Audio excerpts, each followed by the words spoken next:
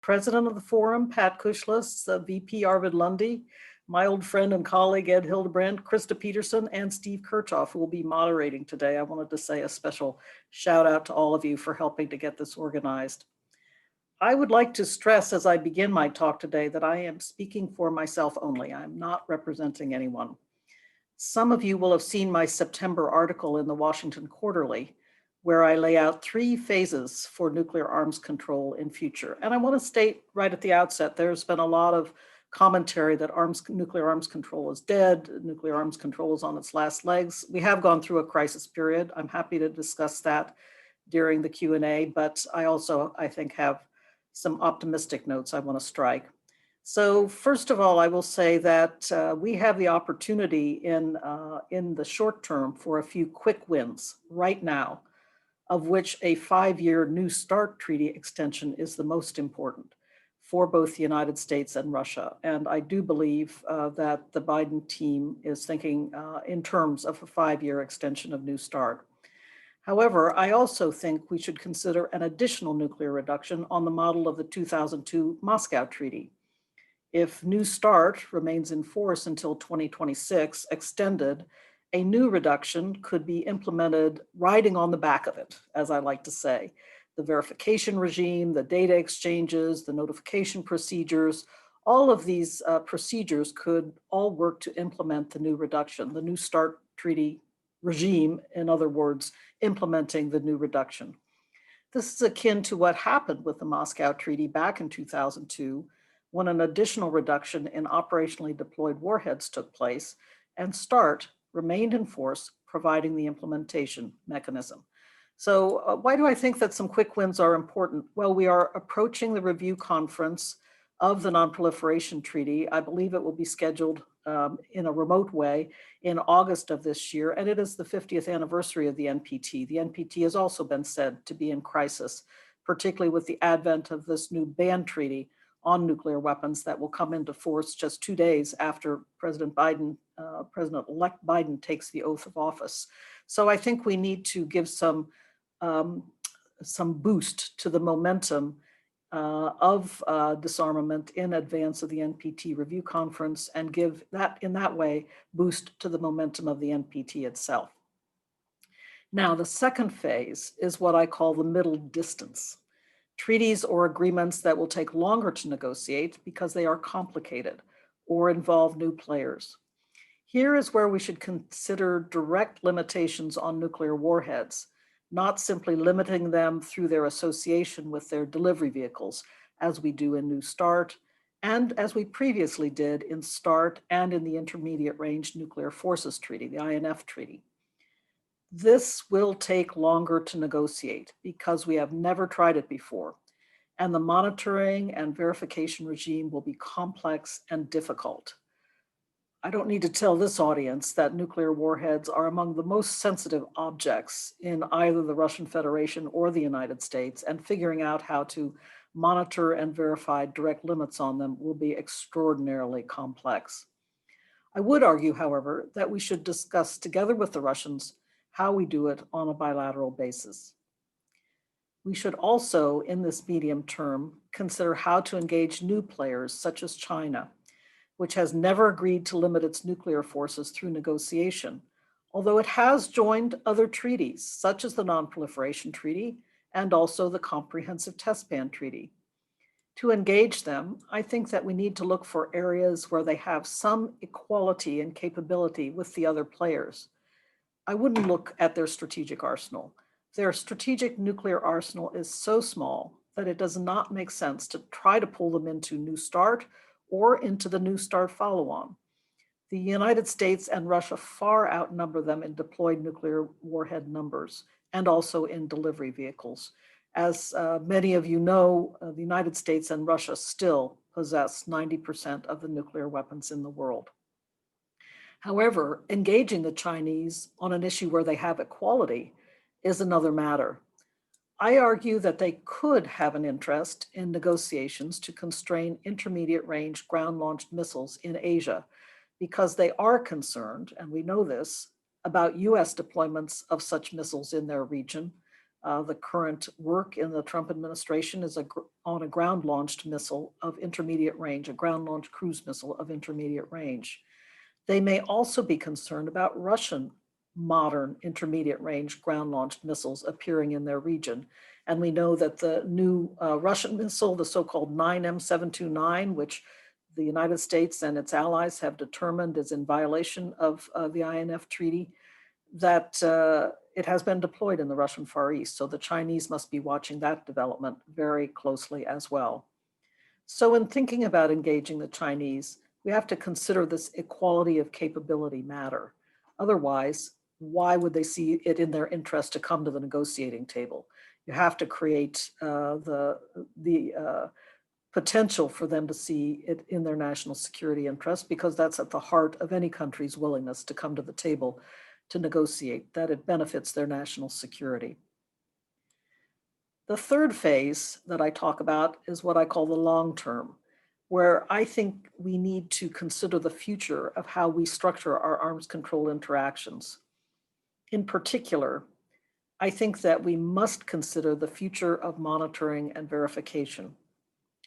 In particular, I think that we must consider soon the ability of mankind to fully image the face of the earth on a daily basis.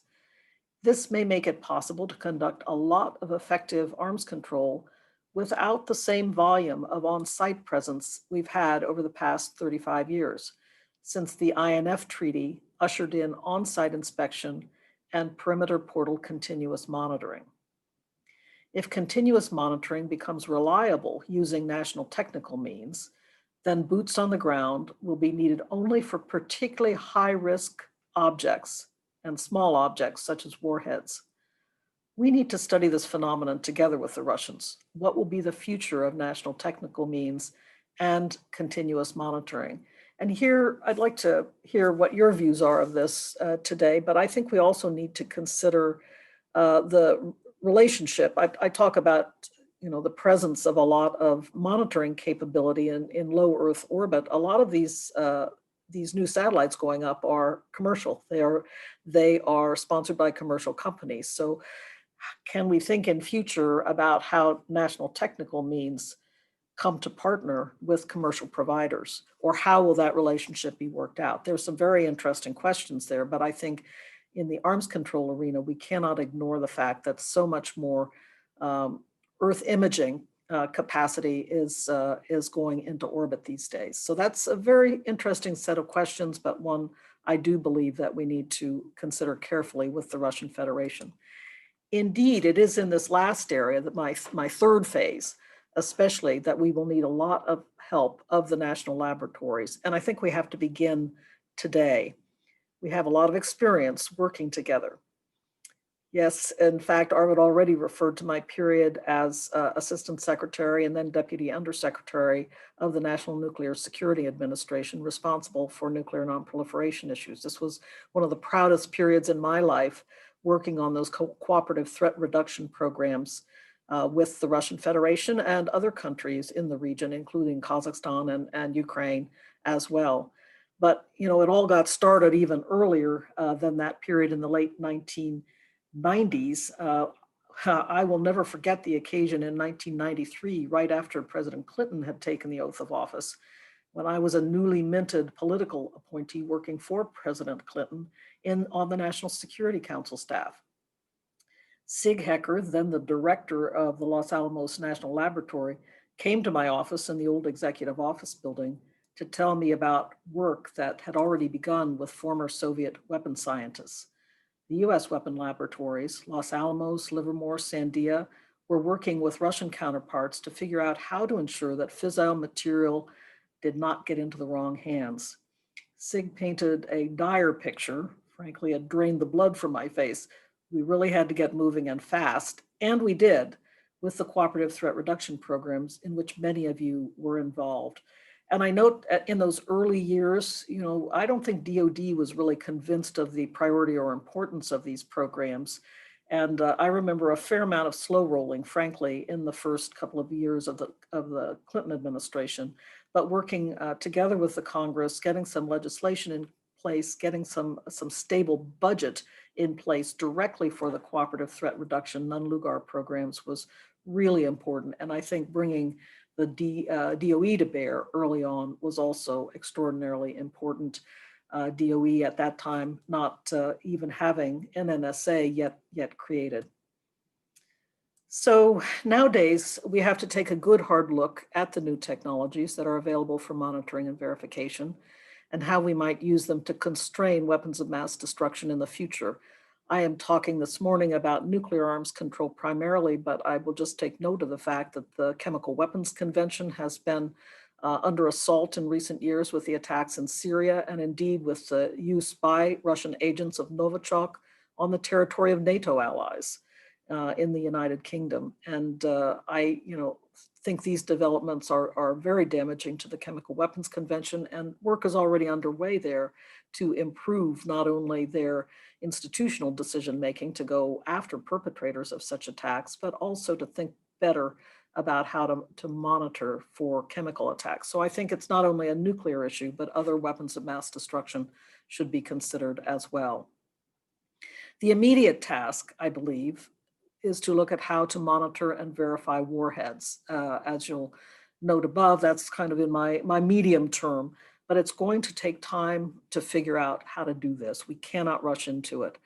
Efforts are already underway to study the problem under the chairmanship of Jill Hruby, the former director of Sandia. This is a congressionally mandated study. Some of you on this call may be involved in it. This study will build on work that has been done in the past to monitor warheads and fissile material, but I hope it will also examine the role that new technologies may play. The fact that we have more ubiquitous sensing, more sophisticated remote sensing available, I think we need to look at some of the new technology possibilities. And then again, there are the longer term issues, as I outlined above. What will be the future of national technical means in a world of more continuous aerial and space-based monitoring and ubiquitous sensing? And what kind of role can commercial actors play in this particular world? In closing, it may surprise you, but I would like to pay my compliments to the Russian and US negotiators who have been working to advance this agenda over the past 4 years. Although there have been very negative developments, especially the demise of the INF Treaty, and just a week ago, the US pullout from the Open Skies Treaty, nevertheless, important principles have been broached for the first time, and they will shape our discussions going forward. I will stress 3 of them. First, the notion that warheads should be limited directly, which has taken initial shape in the total freeze on all warheads that President Trump proposed and President Putin agreed just over a month ago. A freeze is an important step, but it is only a first step. It is inadequate. We need to work on limiting warheads, and we need to work on limiting warheads in a way that is verifiable. And that means working on the means to monitor and verify constraints, limits on warheads. The second principle is, and I will just, let me just emphasize again that we need to get started right now on this. That's why I'm very glad Jill has embarked on this study. I know at Sandia particularly for many, many years, people have been wrestling with this problem. So I do think that now we need to pull together the older work that has been done, but also be thinking about what new tools, what new technologies are available to us. The second principle is the notion that others should join us at the table, China most importantly. These talks might begin bilaterally between Beijing and Washington or trilaterally among Moscow, Beijing, and Washington. I would argue, however, that the so-called P5 process that also involves the UK and France, it has matured considerably in the past 10 years and could also serve as a discussion venue. I want to stress that discussion will be important to begin with. Note, I said discussion and not negotiation. We cannot rush into negotiation with the new players. Finally, the evolution of the Russian ground-launched intermediate range missile moratorium in Europe. This is a Russian proposal. The first 2 were from the Trump administration. The last is the Russian proposal to launch, to agree a moratorium on deployment of ground-launched intermediate-range missiles in Europe. Initially, when the Russians first rolled this out, I was still at NATO, and they said it would have to be a moratorium on all intermediate-range ground-launched missiles in Europe, but they never admitted that their 9M729 missile is a ground-launched intermediate-range system. They said it doesn't fly to the intermediate range. So I immediately, as NATO DSG, went back to my Russian counterpart and said, this is a bogus proposal. This is a propaganda proposal. What you are proposing, according to your own definitions, would only affect the United States and its plans to deploy intermediate-range ground-launched missiles in Europe. Well, the evolution has been very interesting and important and has just happened in recent weeks. The Russians have now put the 9M729 on the table. They have put it on the table with a monitoring proposal to monitor whether such missiles are in Kaliningrad. Now, that's a first proposal. It's not adequate, of course. If the moratorium is to cover all the space of European Russia, then the verification and monitoring regime would also have to cover all the European territory of Russia. But I welcome the Russian approach because they are saying that the 9M729 can be limited without acceding to the US position, without acknowledging the US position that this missile is a violation of the INF treaty. I call it a neither confirm nor deny approach. They're saying we're willing to limit this missile, but we don't agree with your conclusion that it is an INF range missile. So I think, as I said, much additional work will have to be done to turn this moratorium proposal into something workable. But I do think that it is an important evolution that has taken place, and the new administration coming in should take a good hard look at it.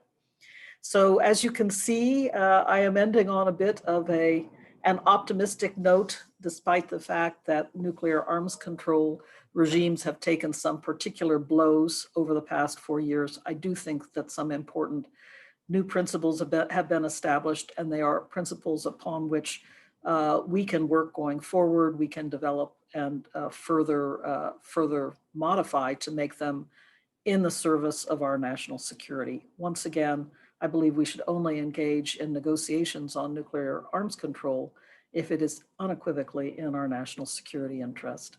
So thank you again for this opportunity to speak to you this morning. Looking very much forward to your questions and to our discussion. Steve, back over to you.